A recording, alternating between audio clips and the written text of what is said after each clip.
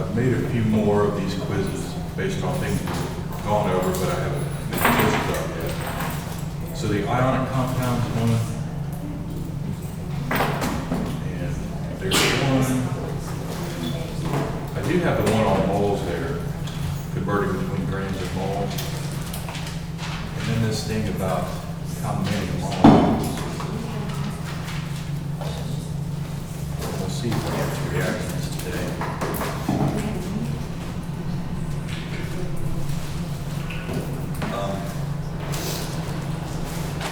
Problem is, y'all have your periodic table?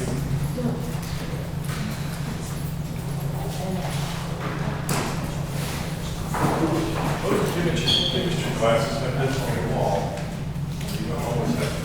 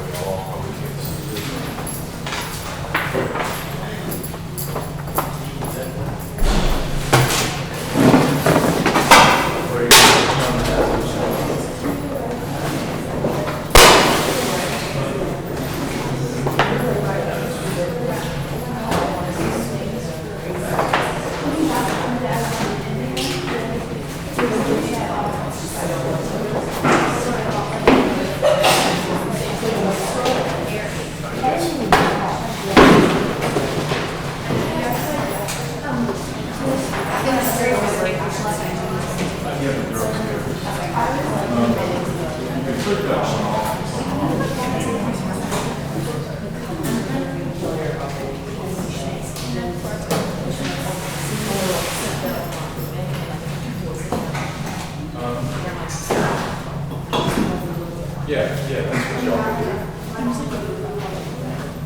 Just so you have a periodic table to look at. Go here. I did upload it, right? So bring that up and have it in front.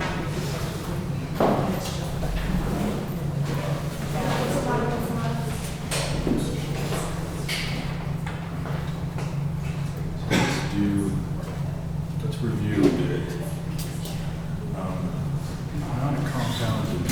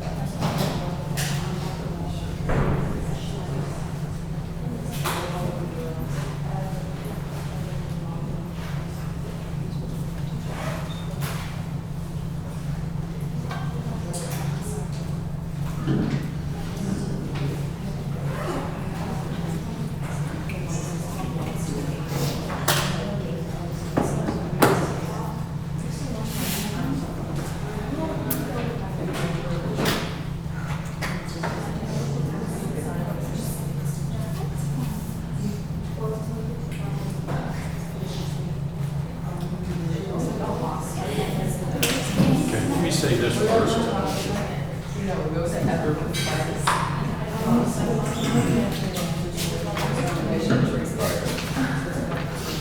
What's the charge on these? 1 plus. Yep. And the next row over? 2 plus. Where's the 3 plus? It's Over here, it's aluminum. And it's the only one of the predictable charges. Okay, what about this column? 1 minus. These are minus. Oh, did you say 1 minus? Oh, this 1 one. minus, yeah. Next one over, 2 minus. 3 minus. Okay, good. So how do we deal with the ones in the middle, the transition metals? Whatever it's bonded to. Yeah, you have to infer it. It doesn't have a definite charge. It usually has a handful of charges. But I didn't really drive this point home. So I didn't focus. You see those that I've got in a box over here? Those are the only ones in the transition metals that do have a definite charge. It's predictable. And since the questions in the book go ahead and treat these without that parentheses with the Roman numeral, I'll go ahead and emphasize that. Charge on zinc is 2 plus. The charge on cadmium is 2 plus, and the charge on silver is 1 plus. So when you're going through the problems, just realize those are the exceptions. Chemistry is like this. It's a set of rules, and then there's the exceptions. And there's another set of rules, and then there's the exceptions. Transition metals, you can't predict their charge, but those are the exceptions. Those are the few.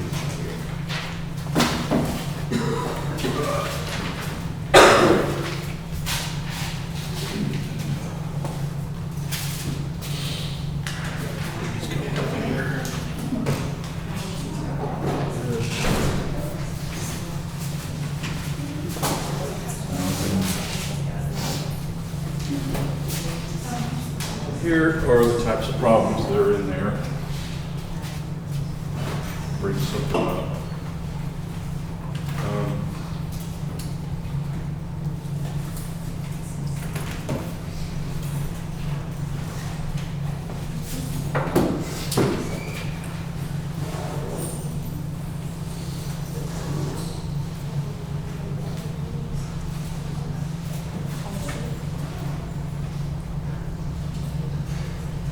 Do some of these.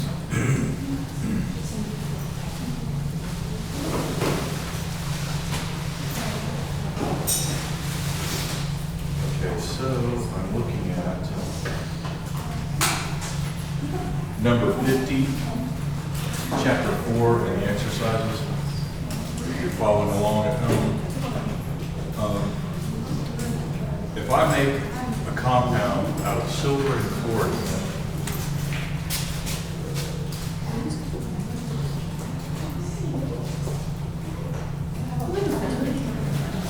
ionic compound, what's the formula? AG2CL sugar. So what's the charge on a Cl? Wait, yeah. Cl is what? Yeah, it's 1 minus. 1 minus. And Ag is 1. plus. So the formula is just AgCl. We could put ones there, but for some reason in chemistry, you never put the 1.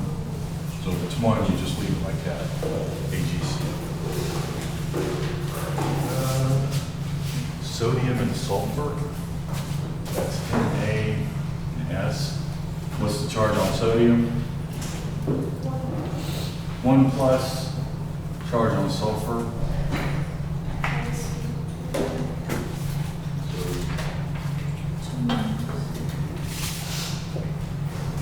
So that means we're going to need 2 of these to balance the charge. So now we got 2 plus charges and 2 negative charges.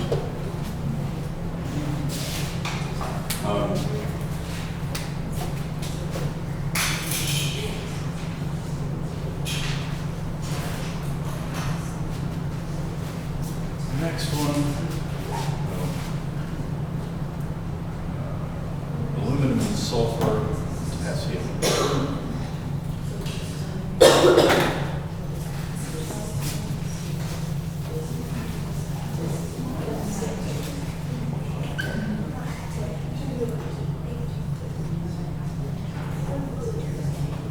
All right, aluminum and sulfur.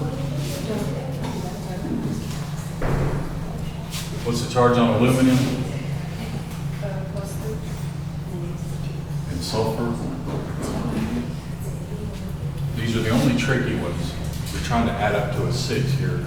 You're going to need 2 of those to get to 6, and 3 of those to get to 6.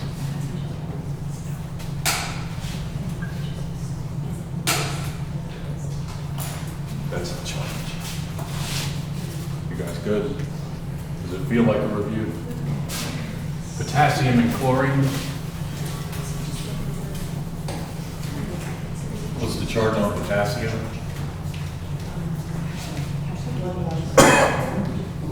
And chlorine. So this will just be KCl. I can make a better K.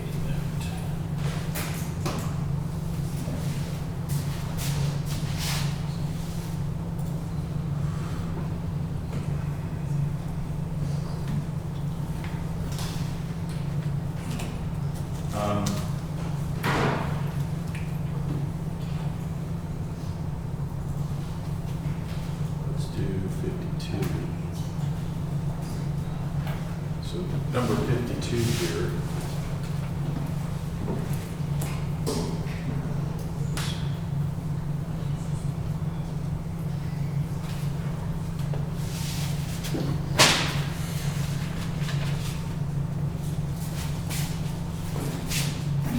But,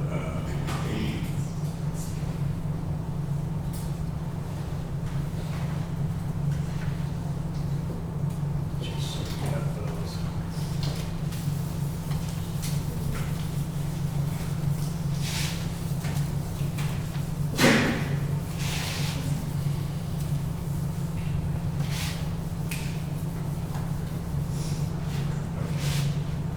Next problem. It's telling you to use polyatomic ions here.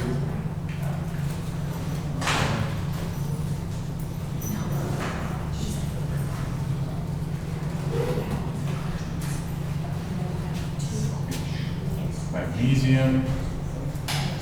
And we want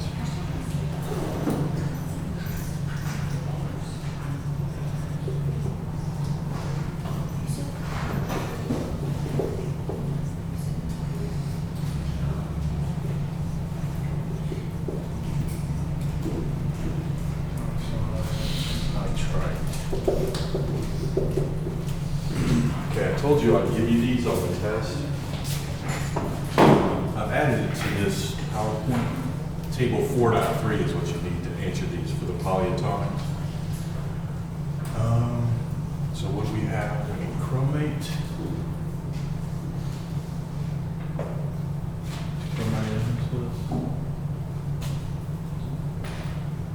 No, that's the wrong one.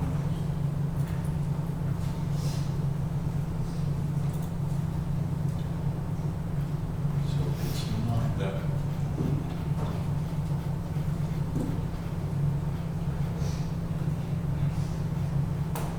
That's what I was, it's table 4.4.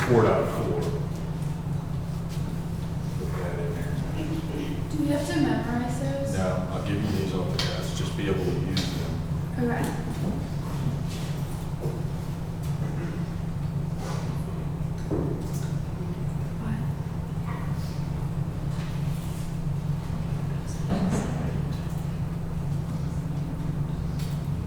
Okay, there's table 4. Chromate is there. You see it? So what's the charge for chromate? Or what's the formula for chromate?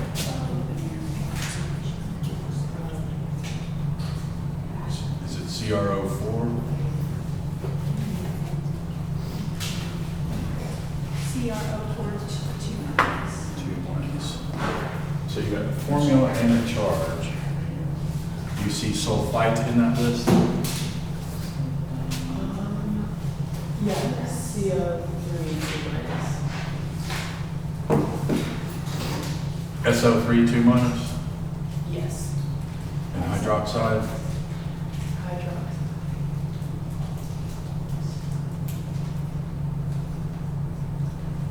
OH. It's in that list, right? Yeah, OH minus. Okay, and nitrite.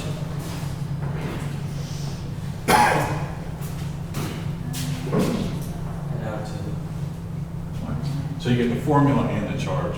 So now if we're going to make magnesium chromate, what's the charge on magnesium?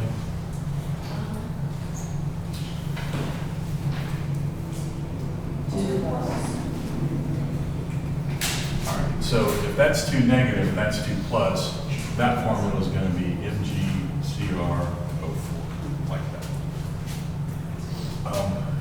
And then 2 minus again, so this one's going to be SO3. Okay. Makes sense? Hydroxide.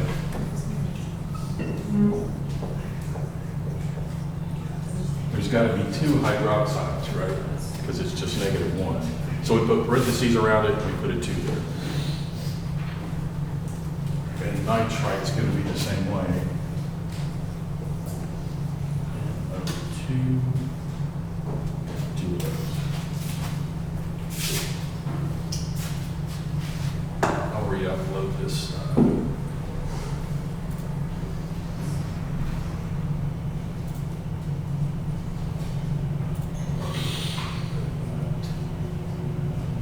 Guess I'll leave that.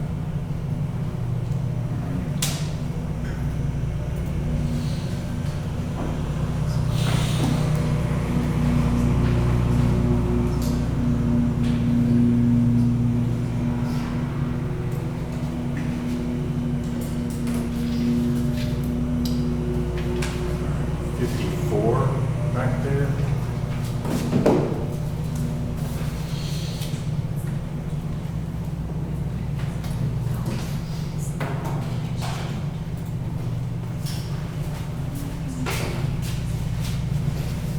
Number 54.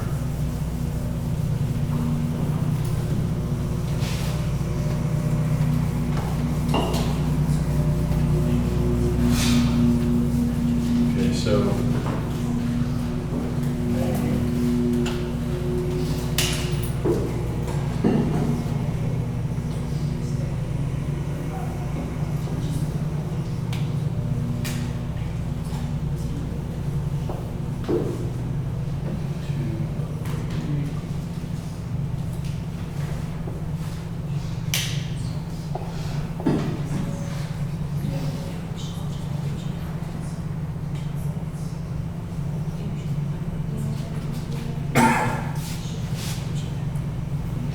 okay, first let's figure out the charge on the positive ion.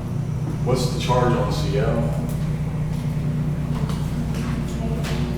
-1, and there's 2 of them. I'll do this the way I did it before. There's a Cl minus and a Cl minus to add up to -2. So it has to be +2 to equal 0. So there's only one Sn, so it has to be 2 plus. So Sn is in a 2 plus state there. Make sense? Make sense? So the name then is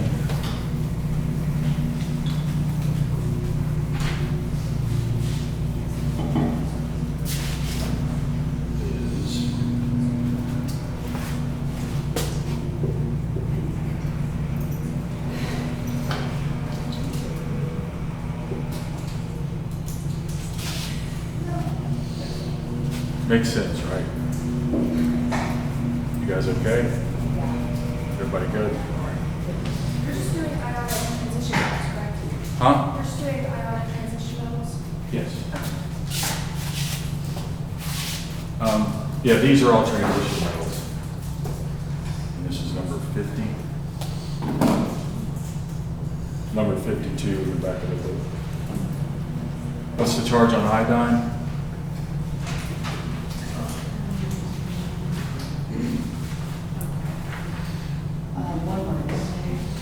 All right, so what's the charge on lead? 1 plus. Lead, 1.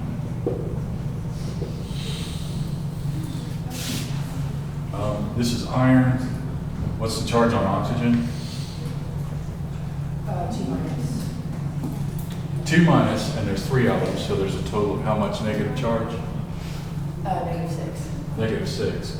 You've got to split a +6 among these 2 Fes, so what's the charge on Fe? So this will be 3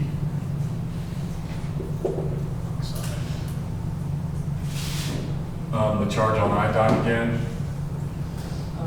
One minus one, -1. There's only one copper here, so this has to be plus one. copper.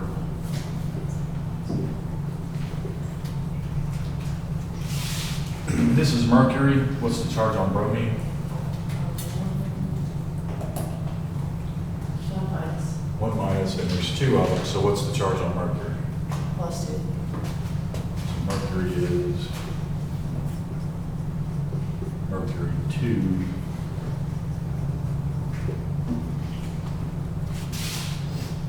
And what's the charge on chromium?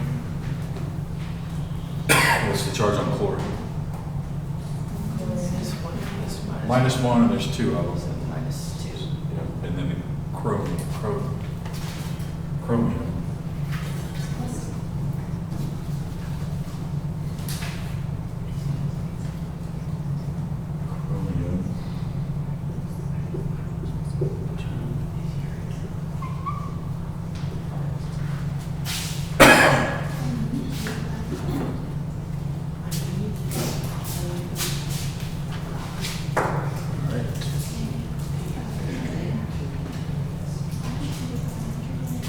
What's the name of this one? Ag is silver. So silver.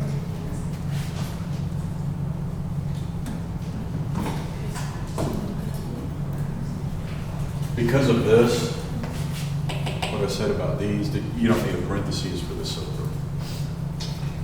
What is this? Sodium sulfide. No parentheses needed because that's in the first row, first column. Aluminum, For ionic bonds, you don't need the like tri stuff. Like the- Exactly. Okay. I'm gonna do the molecular compounds today, and that's where you use tri and di and tetra. Potassium. So that's potassium.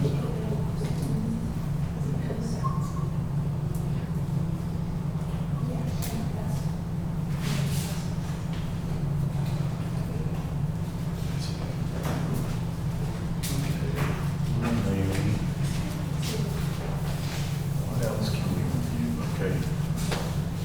Let's review.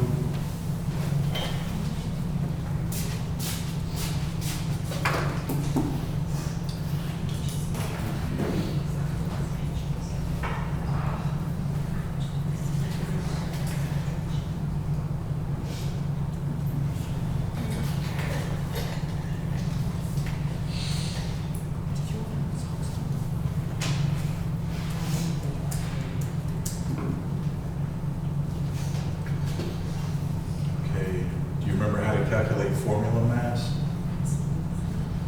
Let's do, let's do 80.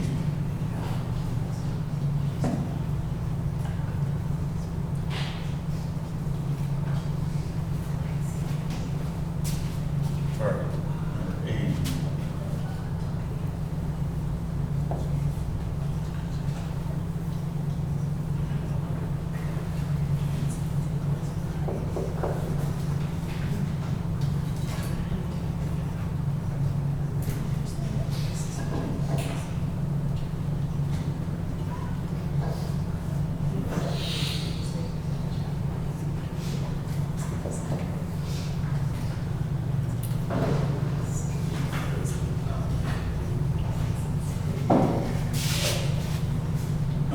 Formula mass.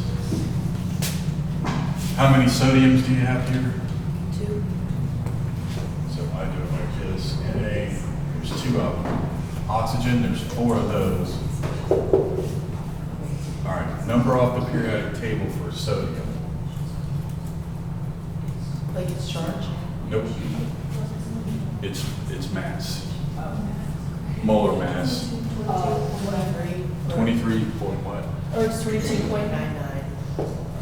Yeah, use all the digits that are there. And oxygen, your periodic table says 16, right? Yeah, 16 exact. All right, 8.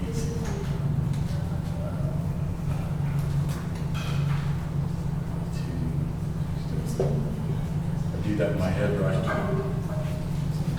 22.99 times 2.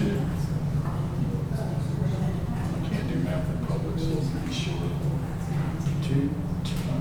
It's 45 point. 5. There you go. Ooh, close. Now I'll just add these up. 9. And stick a grams per mole on the end. 109.98. 9. Did I count that right? That's right. Okay. C8H18. There's 8 of those. 18. 12.01, 1.01 equals. What's 8 times 12.01?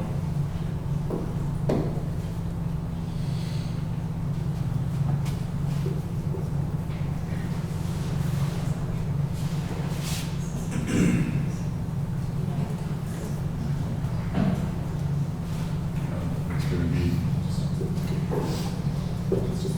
add those up, 16, 2,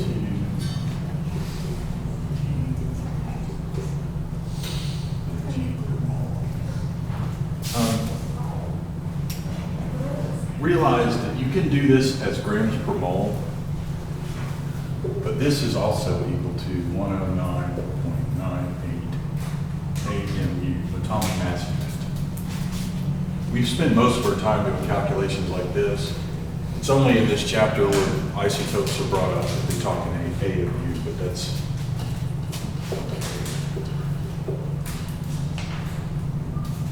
And this one will be 114.26 AMU. So I don't go too deep into the AMU. This is what's really more useful for us going forward is the grams per mole. But some of the problems I have in there, I have AMU as the units, so don't get confused. All right. Just to be sure,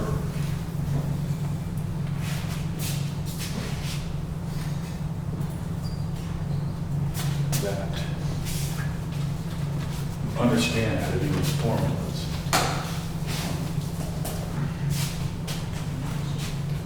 This parentheses here, so I've got 2 ALs, 2. But this is really kind of like saying the formula unit is AL, AL, 2AL, and there's 3 SO4s. That's not really the way I would show the structure of this. But this is kind of saying this, these things are together. So how many sulfurs are there? There's 3. This 3 tells you that there's 3 SO4s. So there's 3 of those. How many oxygens are there? 12. There's 12. You can essentially just take this number that's outside the parentheses and multiply it by this number. So that's going to be oxygen 12. And again, since we don't write the 1, it's not there for me to point at, but still I can say 3 times 4, 12 oxygens. 3 times 1, 3 sulfurs. Just so you understand how the parentheses work. All right, what's the number for the molar mass for aluminum? Say it loud. 26.98. 0.98. Yes. And sulfur is what? What is that? And oxygen at 16.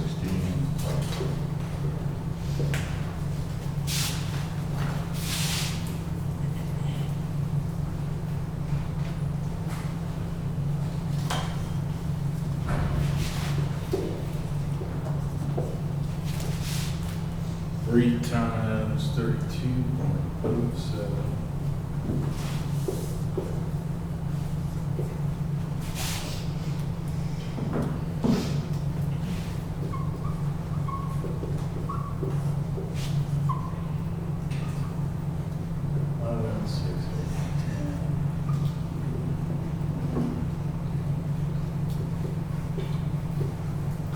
If I did that right.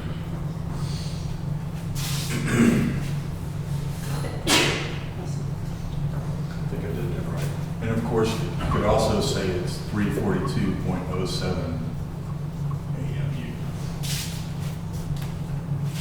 Okay, how many nitrogens? Three. There's 3. How many hydrogens? 12. 3 times 4 is 12. How many phosphorus? 1. There's just 1. Oxygen, 4. 4. How many? 14.01. Hydrogen is 1.01. What's phosphorus? 30.97. Oxygen is 16.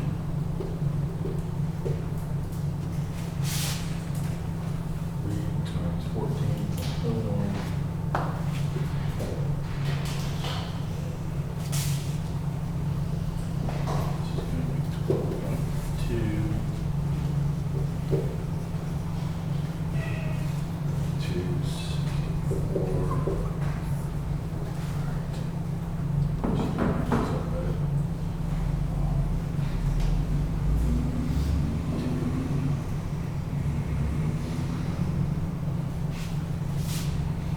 I didn't line them up well, now my brain won't do it.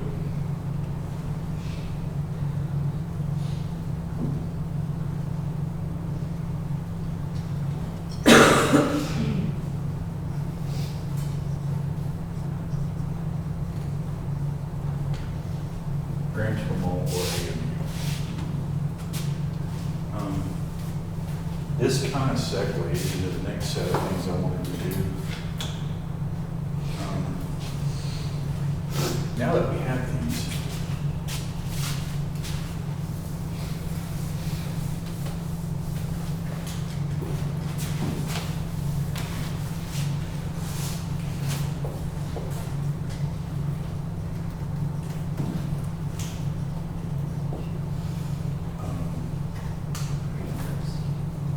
what is that?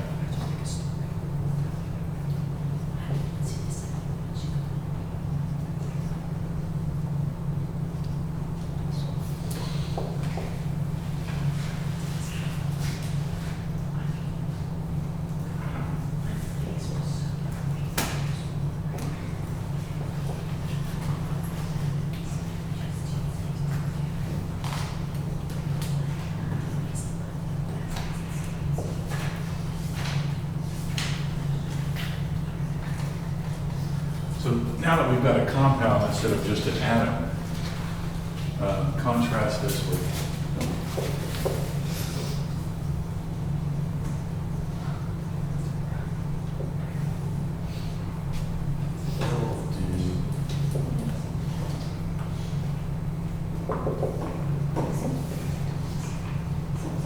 let's see, I'll use a different number, so it's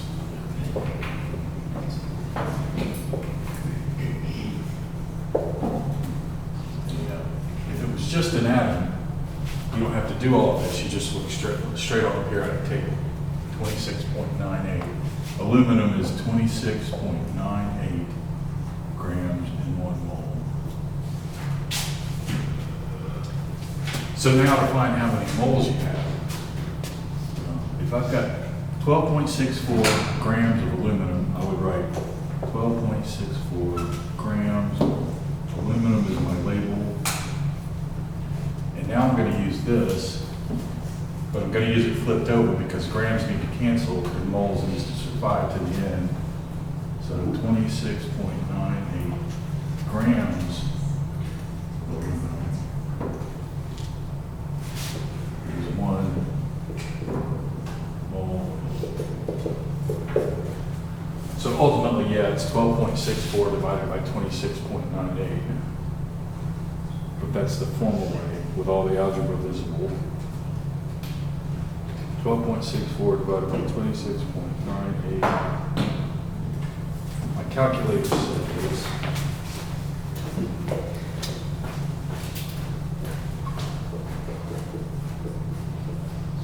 This big long number. That's 4 significant figures. That's 4. So I'm keeping those. the 9 rounds up to 4 grams of there's the answer. But if you had a compound, then you have to do all of this. So we ended up with this one here. So you have to do that to get the formula, or the formula mass, or the molecular mass. So here I've got 2.414 grams Al2SO4. That's my label. And I'm going to use that. 342.07 grams per mole. Al2SO4.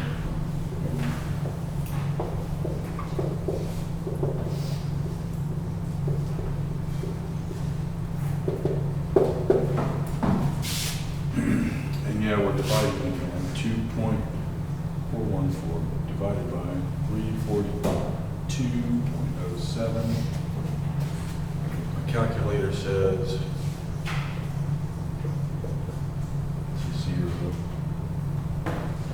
0.57.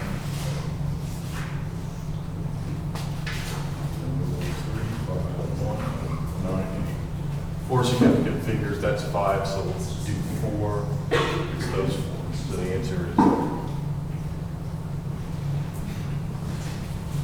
grams.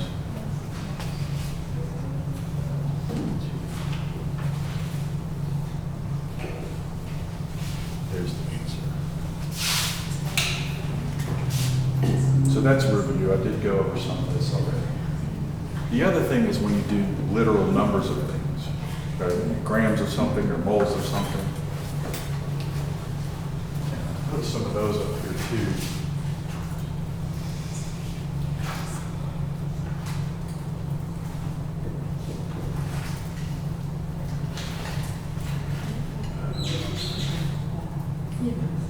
I made that visible.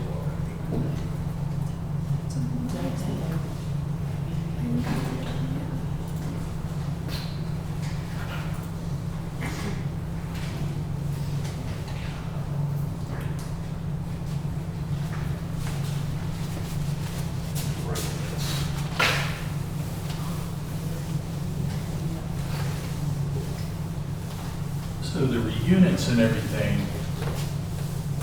that I just did, this one,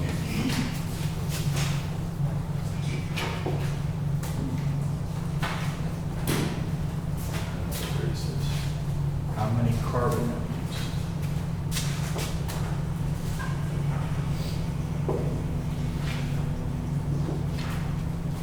Top carbon atoms are in 2.87 moles.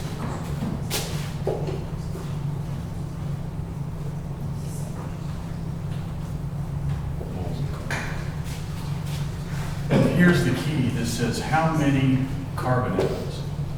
It doesn't say how many grams of carbon atoms. It doesn't say how many moles of carbon atoms. It just says how many carbon atoms.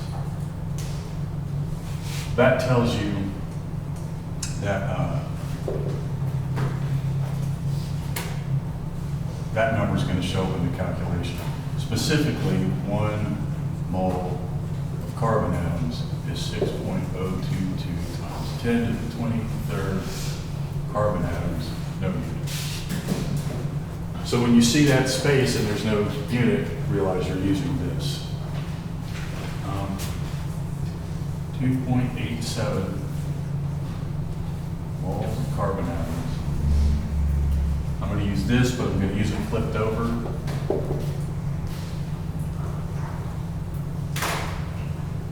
Carbon atoms.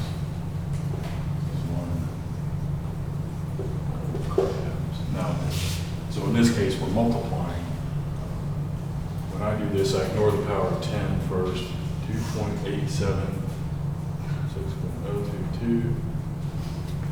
So I get,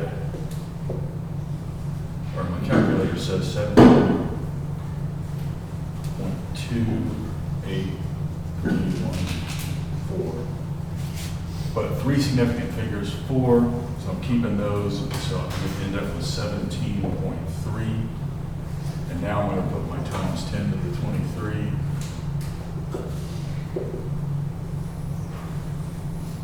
That's the answer.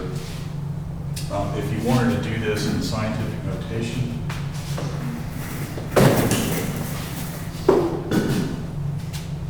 or standard scientific notation, I want to move it back 1 to get it just to the right of the first digit. To make it move back 1, I'll go times 10 to the negative 1. But I want to also do times 10 to the 1 so I don't change the value. Now I'm going to rearrange this.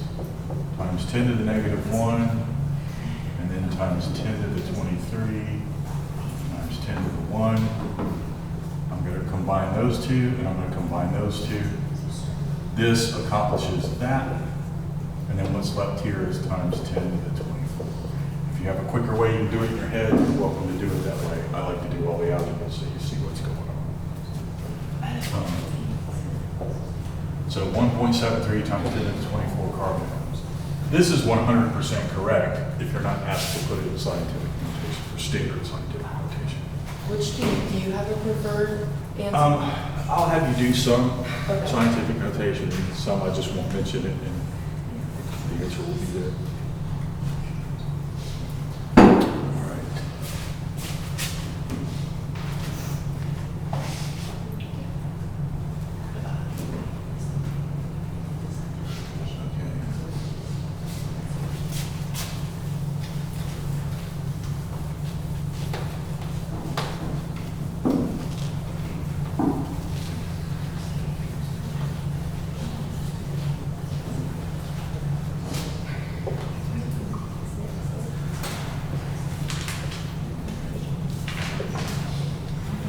Beaker contains 2.91 times 10 to the 23rd.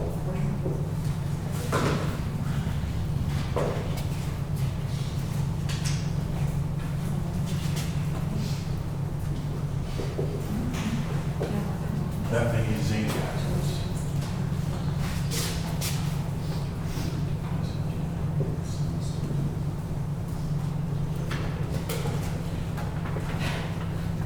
How many moles is that? How many moles of zinc are present in the beaker? Okay. Again, you're keying on something here. A beaker contains, here's a number, there's no unit, and then it's zinc atoms. So that again clues you in that you're using this, because there's sort of a unit missing in a way. So now we're just using that flipped over.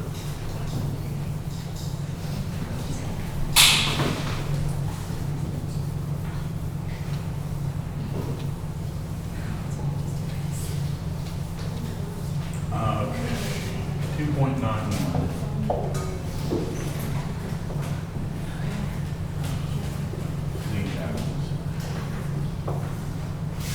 The space is here where there would usually be a unit. Here's where that space is. So now I'm going to use this, but I'm going to use it just the way it is. Except now it's zinc.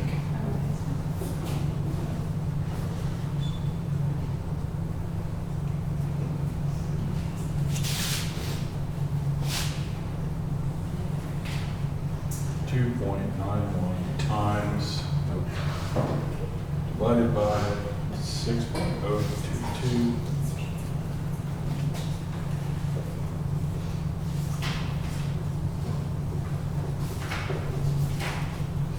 Three significant figures, 4, so I'm keeping that. The 2 does not round to 3. So there's my numerical value. And I have 10 to the 23 on top, 10 to the 23 on the bottom. So those just cancel down to nothing. So you don't even have a power of 10. You see what I mean? 10 to the 23, 10 to the 23. Those just cancel. We have moles.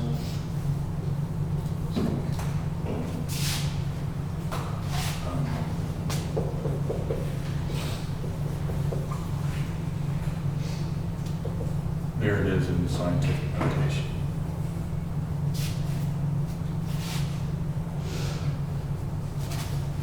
To the negative, yeah. You guys okay with that? And I have down here at the bottom.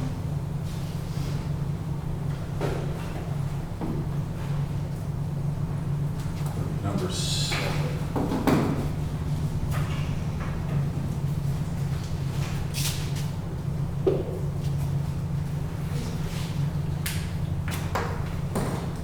.257 grams.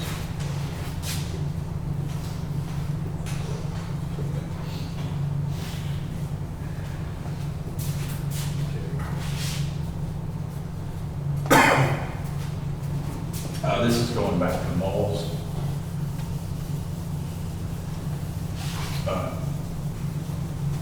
Moles to grams, grams to moles.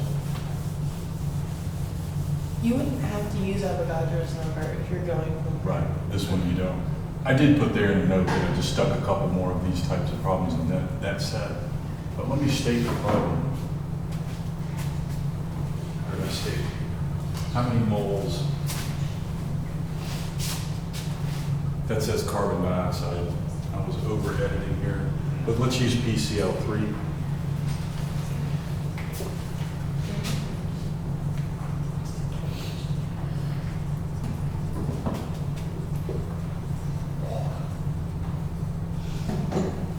Rn 0.257 grams of PCl3.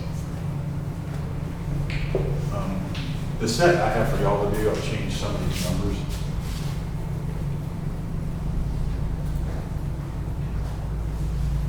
Look at the one I have for y'all and see if I did that same weird thing. That's the one for y'all to do.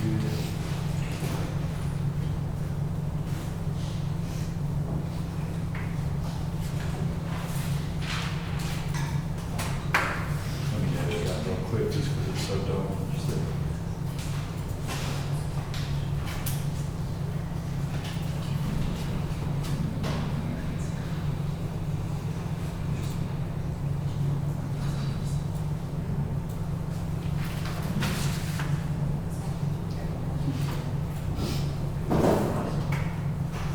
I've given up on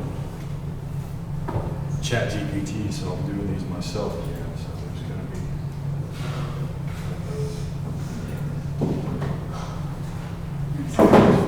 Those are the ones for y'all to do.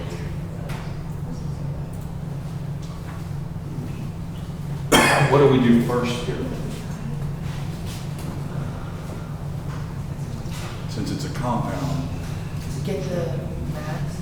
yes. Molecular mass, formula for mass. How many phosphorus are there? How many chlorine? Chlorine is 35.45. Phosphorus is 30.97. 30 point what? 97.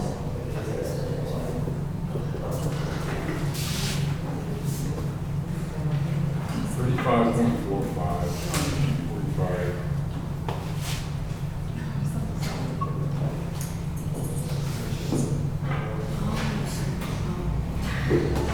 It's 159 exactly. This one? So we know.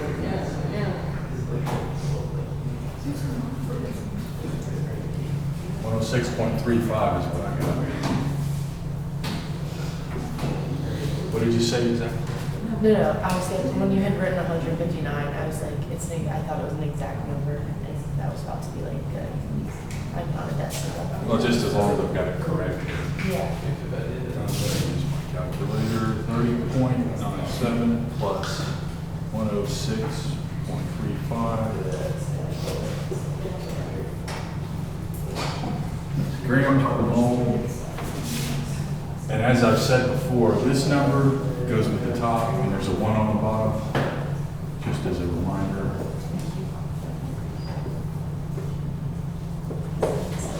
And really, to be complete here, I need a label.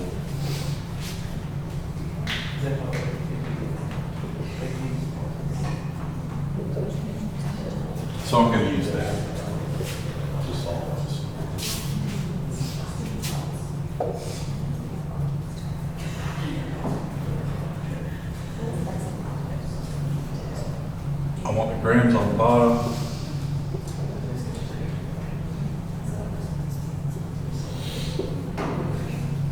Top is 1.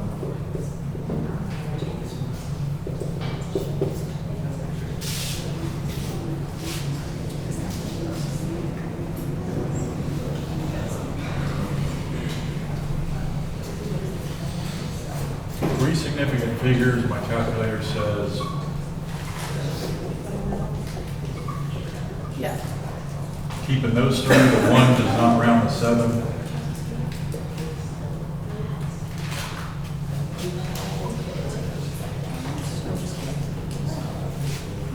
There's the answer.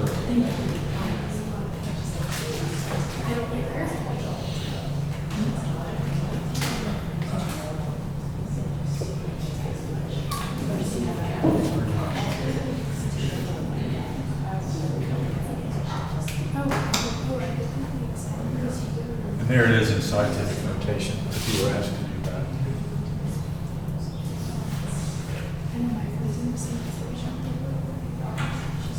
Let's do a review. These, okay, here's something new. Naming covalent compounds.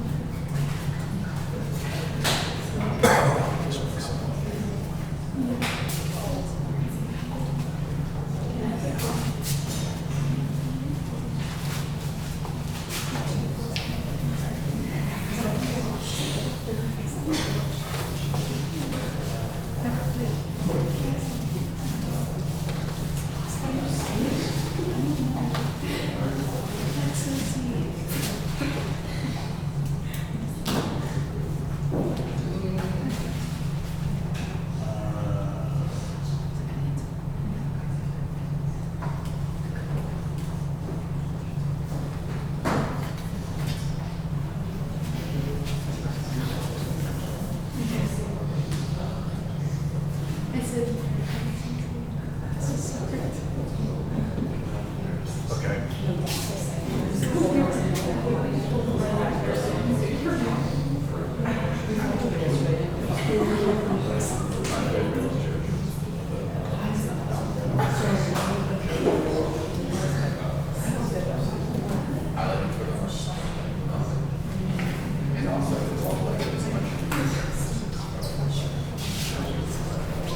Okay, this is actually very simple.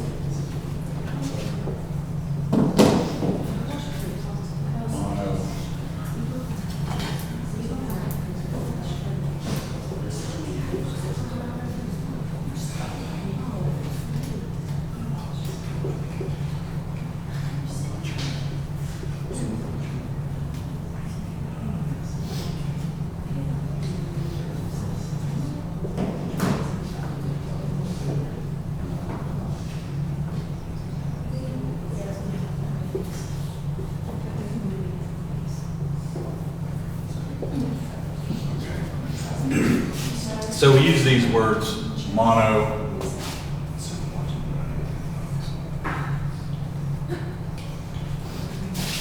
mono, di, tri, tetra, penta, hexa.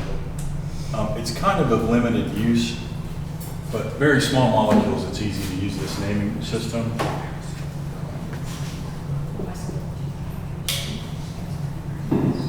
But I've done something purposely wrong here.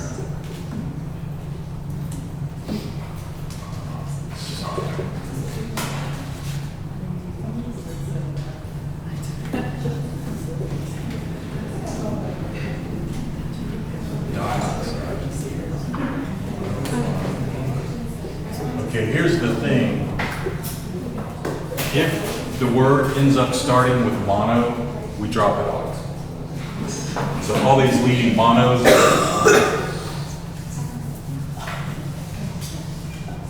So phosphorus trichloride, sulfur hexafluoride, carbon tetrafluoride, carbon monoxide, carbon dioxide.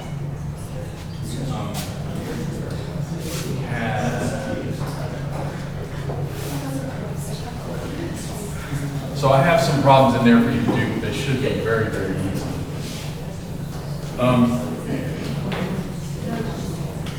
What about this?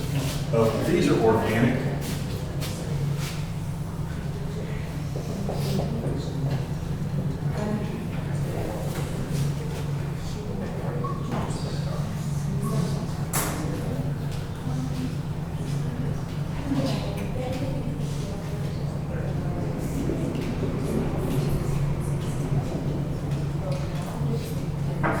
And those have a different naming system, and I don't think your book goes into it.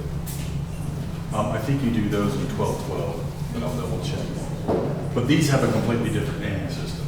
If it's mostly carbon and hydrogen, maybe a little bit of nitrogen, maybe a little bit of oxygen, those are organic molecules, and they have their own naming system.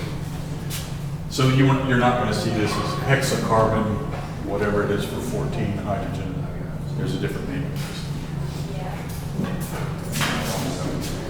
So I have those.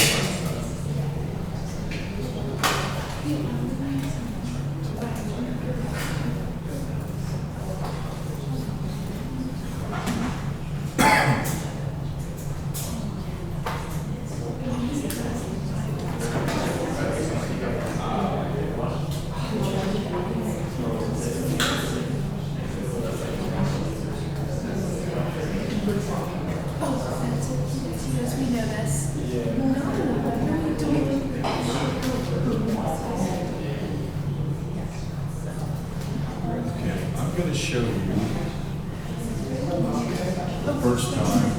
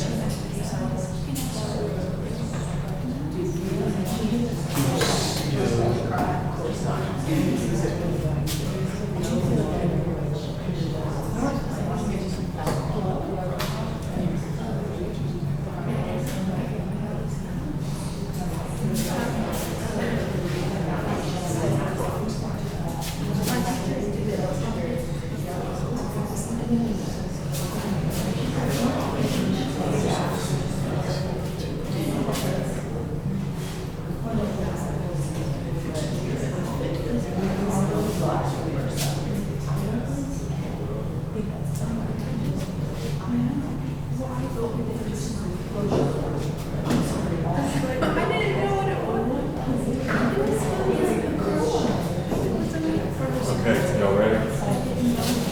Something new, chemical reactions.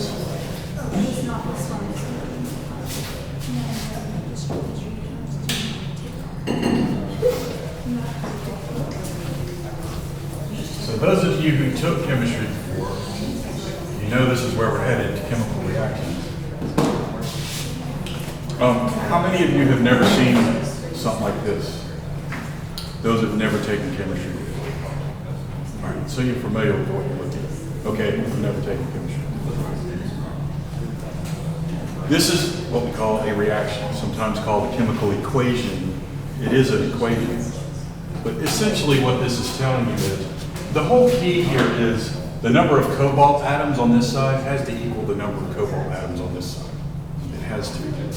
What usually we do, or what instructors usually do at this point in the semester, have you start balancing chemical equations. Y'all remember doing that? I skipped that. I just want you to be able to use this. So I will give you the correct equation. You just have to be able to work it. So that's the key as far as I'm concerned. Balancing chemical equations is like, it's just a silly exercise. Usually equations that you're working with, you already know the balanced form of it. And as a chemist, you work with it. All right. So how many cobalt atoms is here? If I have 2 of these, this is really what this is saying. I have one of these, and then I have another one of these. That's what that 2 is telling me. The 3 is telling you have 3 carbon atoms. The 4CO tells you that you have 4 cobalt atoms. And the 3CO2 means that you have, that's really what this is summarizing. Do you see that? And what needs to be true is there's 2 cobalts there and 2 cobalts there. That's a total of 4. Yeah, there's four over there. That's good. There's 3 carbons on this side, so on this side there needs to be 3 carbons, and there they are, 3 carbons. Oxygen, there's 2 times 3 oxygens, so there's 6 oxygens here. That's a total of 6, so there should be 6 here, 2, 4, 6 there are. So that's what balancing an equation is. And usually a book says something about matter never created or destroyed, so that's another reasoning why these have to balance. But they need to balance for you to do anything quantitatively. So this is what the coefficient means. Here's the way I like to put this.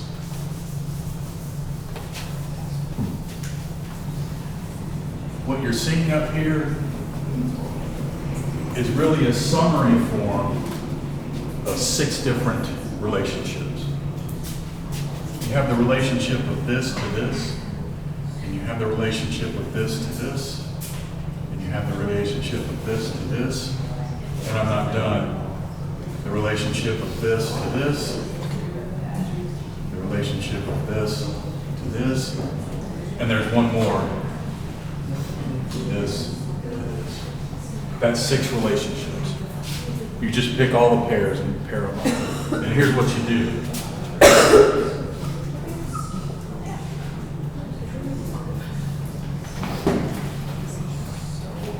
This, the 2, think of these as moles, because we always use moles for this.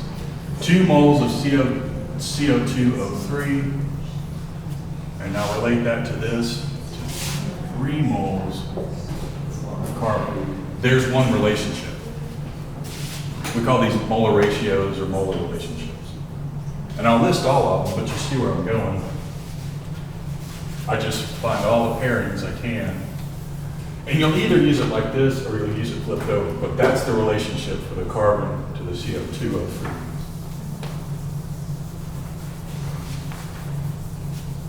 That's cobalt-3 oxide.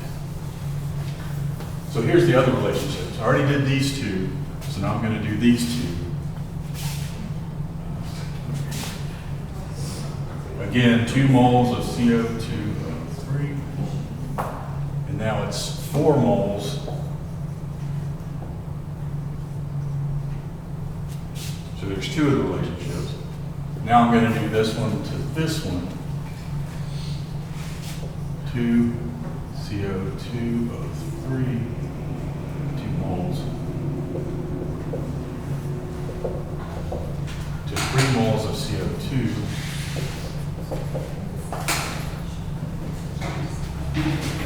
All right, that's all the relationships for this.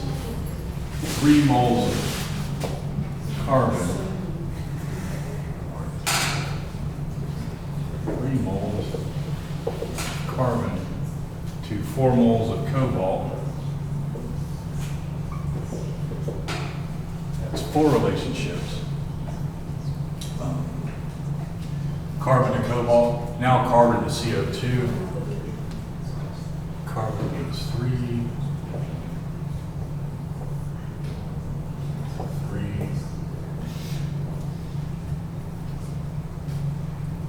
You can look at this and think, hey, you can reduce that to 1 to 2, and you could. And you could reduce this to 1 to 1, but I tend to think it's easier just to leave the coefficients what they are. And then the last one is cobalt to CO2. 4 cobalt to 3. That's what I'm saying. This is really a summary form of those 6 relationships. That's all this really represents. And truthfully, when you get a problem on one of these, you generally are only working with one, maybe two of those. So let's look at.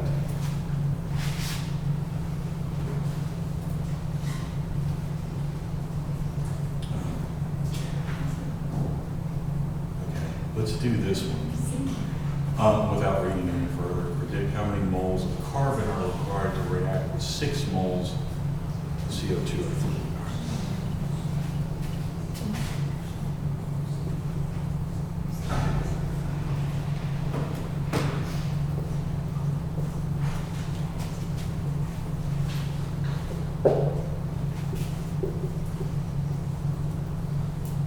How many of these in parentheses carbon atoms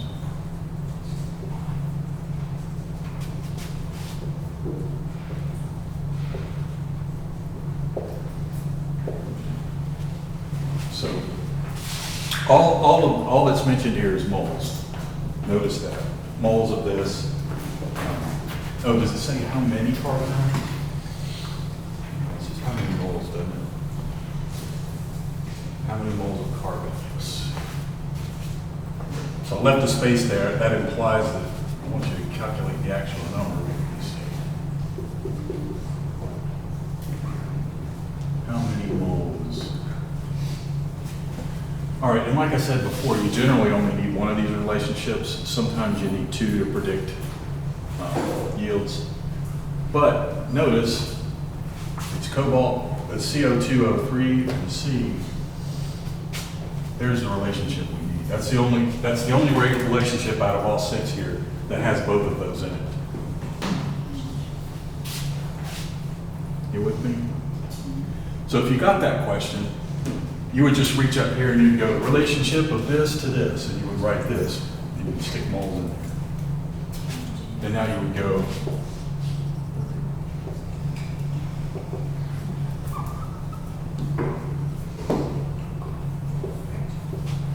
and now you're going to use this, but you're going to make sure the CO2O3 is on the bottom.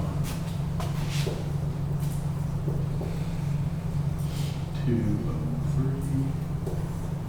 to 3 moles carbon. That'll solve it. Truthfully, this is usually kind of a fractiony number. It's not an integer. And when it comes to exact versus inexact, these are always exact. Exact. Maybe a little bit more realistic question would be, what if I said I had 2.16 moles, and this would be 2.16. That's how you would calculate it, and you would want 3 significant figures because that's exact and that's exact. The way I have this written now, if I had 2.16 times 3 divided by 2, so moles of that cancels, moles of that cancels, and the end is moles. That would be the answer. You don't do anything with the 2 on the bottom? Say again? Oh, you already did it. In my calculator, I want 2.16 times 3 divided by 2. That's all you have to do to calculate that. Chemical reactions.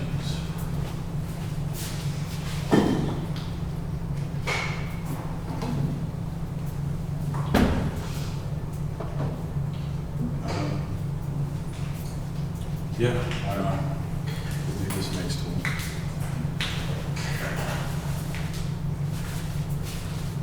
It's just got big numbers on it.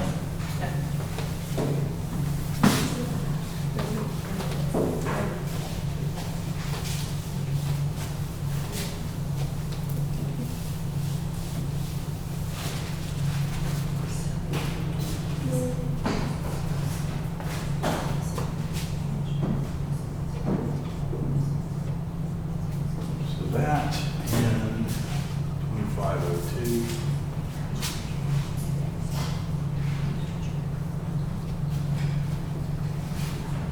16 CO2.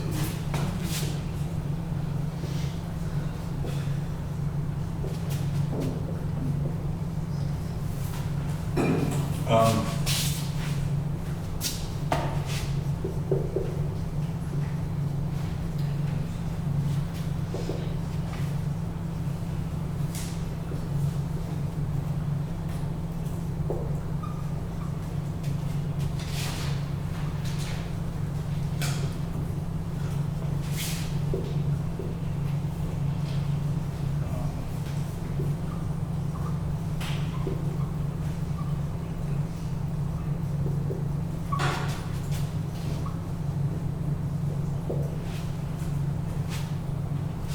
To be complete here, I need to say that there's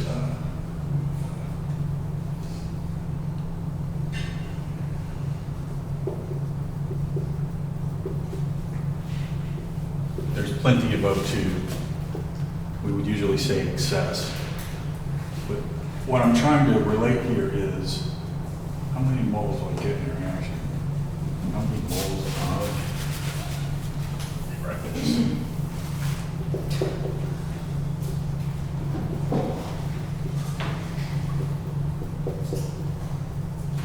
All right, so we call these the reactants and these the products. These are the things we put together at the beginning.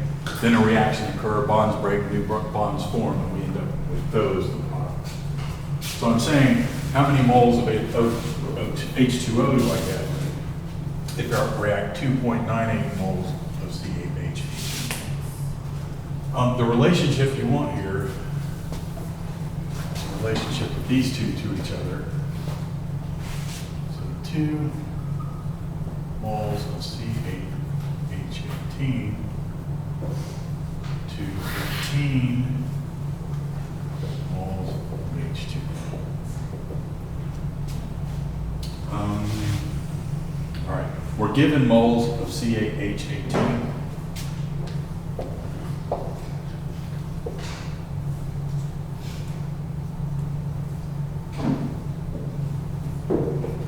So I want that on the bottom, so 2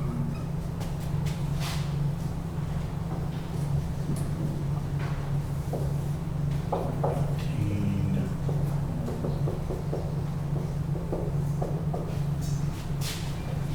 That cancels with that. We're going to end in moles of H2O. The rest is the math. That's exact and that's exact. So all of our significant figures comes from here. 2.98 times 18 divided by 2. My calculator says 26.82. I'm keeping 3 significant figures, so 26.8 moles.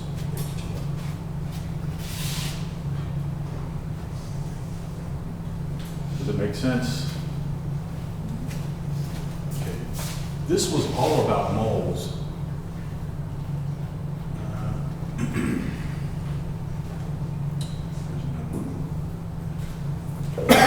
Mass conversion. Let's do.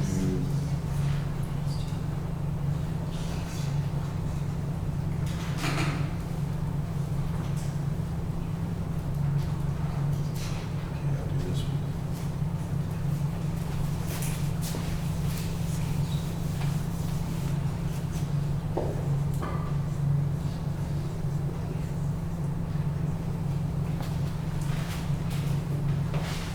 This is another case where we don't write the 1.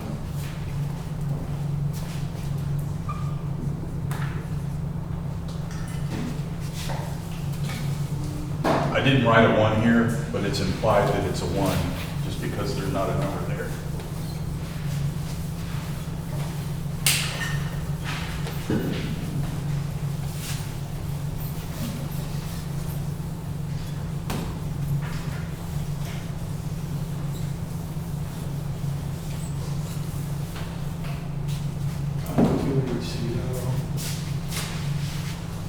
Two H2O and GC2.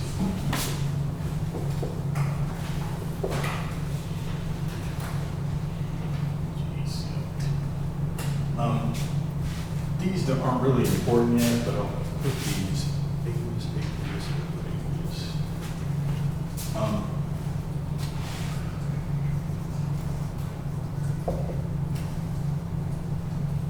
If I put AQ there, it means aqueous. And that means this is dissolved in water. L means liquid.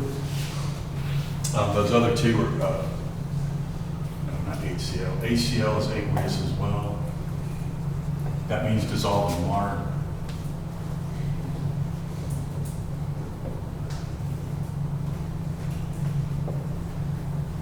Other things you see in this parentheses is L, S, and G. Liquid, solid, gas. Those will be important later, but right now I just wanted to mention them because they're there in the book.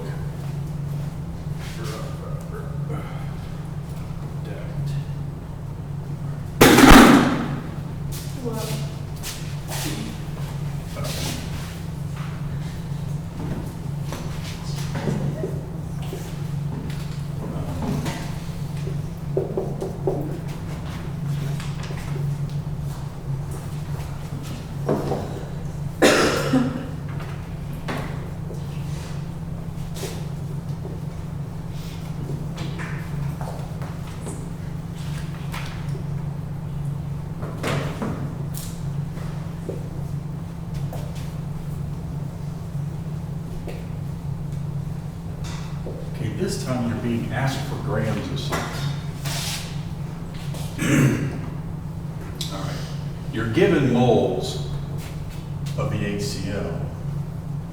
You're asked for grams of the MgCl. So you can be asked for moles and given moles. You can be given moles and asked for grams. You can be given grams and asked for moles. And you can be given grams and asked for grams. This one is moles, given moles, and you're asked for grams. So you start like this. Moles of HCl. You're going to need, so you're going to need moles of HCl on bottom, 2 moles of HCl. On top, we need MgCl2.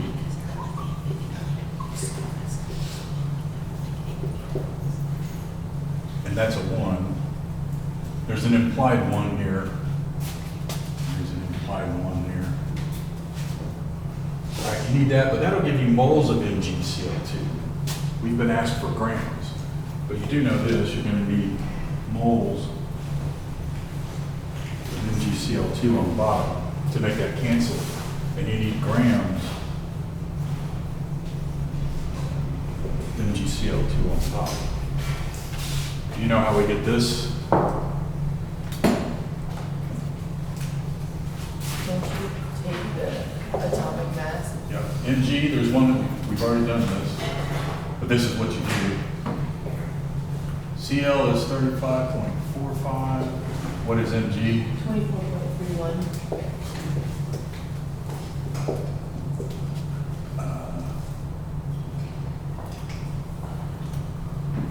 35 is 70.9. Did I do that right?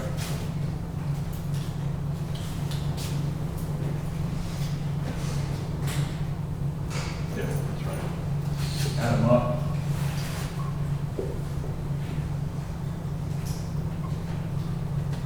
.21 grams per mole. That is 96.21 grams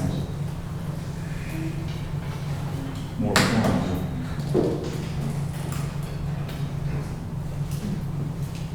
That's the relationship we need here.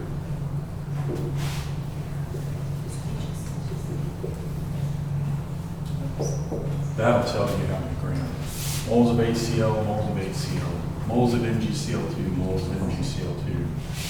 We're going to end in grams MgCl2.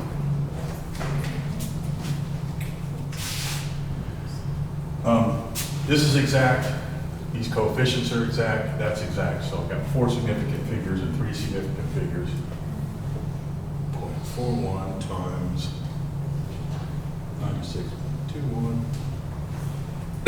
Calculator says there's 3 significant figures. The 7 rounds of the 6. 6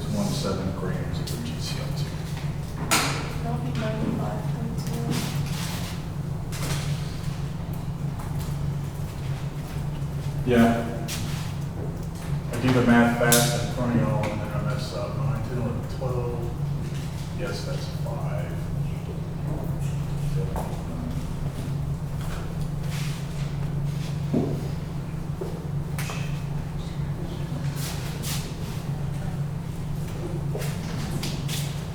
I'll recalculate it, 6.41.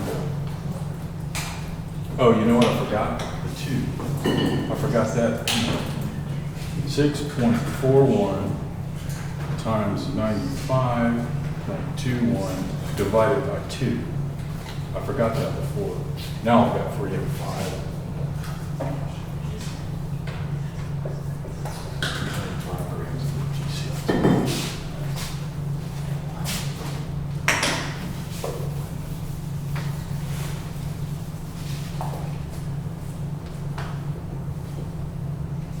Given moles of one thing, and you ask for moles of another.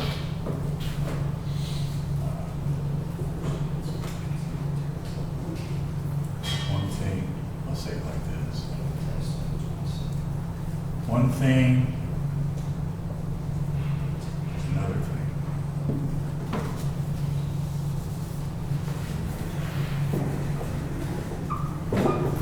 In this case, we were given moles of one thing and asked for grams of another. So you can get moles to moles, which is a short calculation because it doesn't involve this, it just involves these. And you can be asked the other way around. You can be given grams and asked for moles.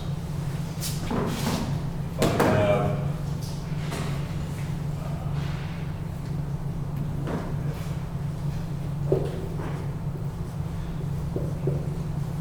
grams of HCl react, how many moles of MgCl? So given grams of one thing, asked for moles of another thing. And it's just kind of the same thing, but sort of backwards now. Grams of HCl was mentioned, so we're going to need one of those, 1.01 times 12.01. 1.01, 12.01, 2, 3.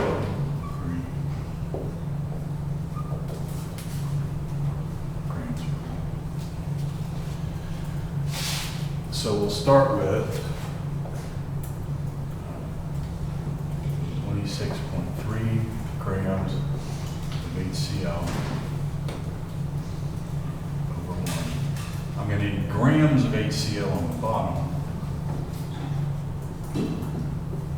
Because I've got grams of HCl up here.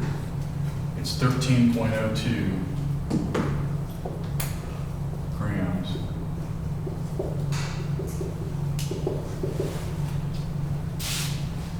Now the relationship between HCl and Mg like before. I'm going to need moles of HCl on the bottom. And it's 2 moles. And now is where we transition to the MgCl2.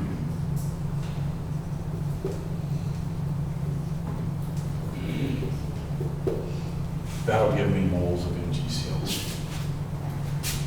Grams cancel, moles of HCl, moles of HCl. We end in moles. Dr. Embry, Yeah. is chlorine 35.45? What did I do? 35.45, yeah. Did I do it wrong? I think you put 12.01 in carbon.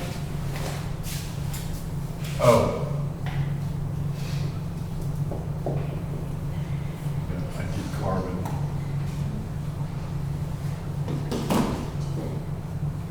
So this is 4,6. That's 6. Is that right? 36.46? I think so. 6.46.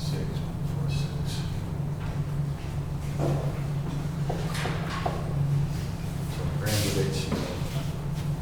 So I'm going to go 26.3 divided by 36.46 divided by 2. And assuming I did this right, 3 significant figures, I end up with 0.36 moles. MgCl2. So this is short and easy.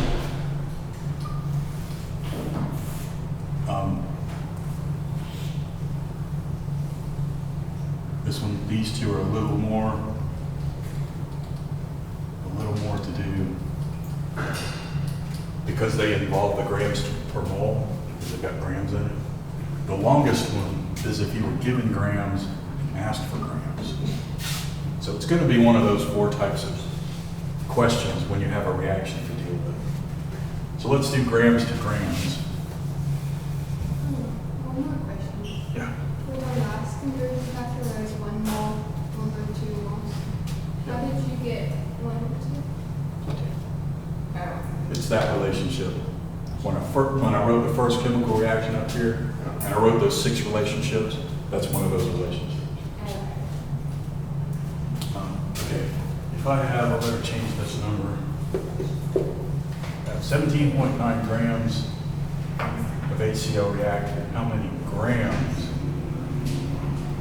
of MgCl2 produced?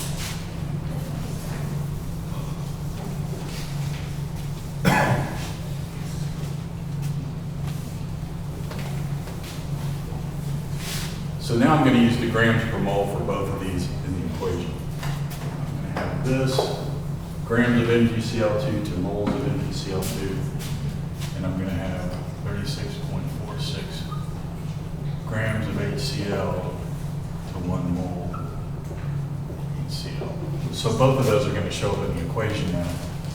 The other thing that's going to show up in the equation is the 2 HCl to 1 is 2 moles of HCl to 1.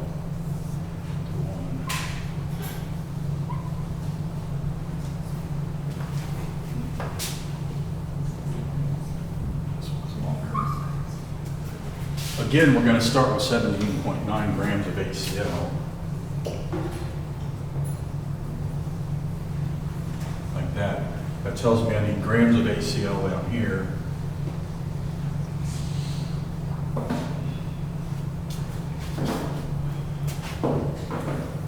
Got this, and that to work with. The only other place in any of those that you see grams of HCl is here. So I'm using this one next. All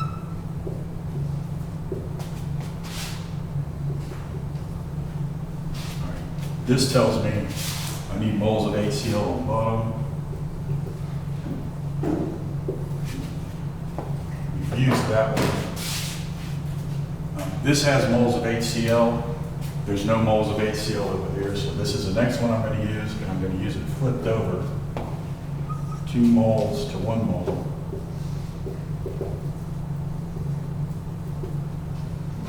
Use that one. So we're down to the last one. Moles of MgCl2 on bottom. 1 mole of MgCl2 is 95. 1, 2, 1. That'll do it. That'll cancel. Moles of HCl, moles of HCl, moles of MgCl2, moles of MgCl2. So now we've got 3 factors to go with our original. So that's why this one's longer.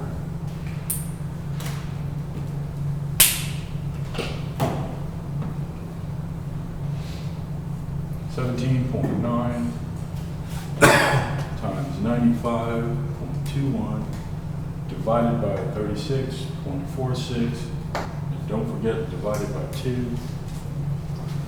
We're going to be in 3 significant figures. And I end up with grams of MgCl2. That is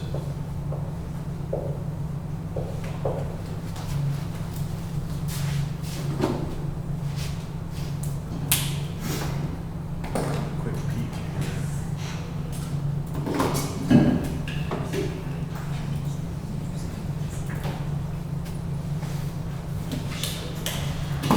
I've added a few more quizzes.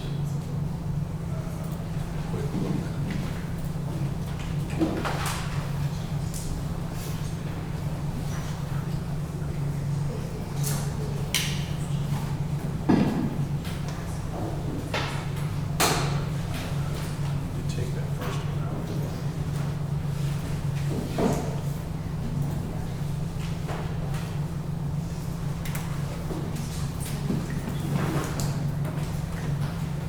8 molecules right there.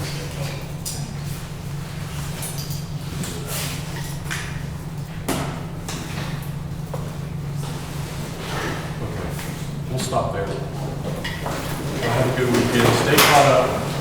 Thank you. You too.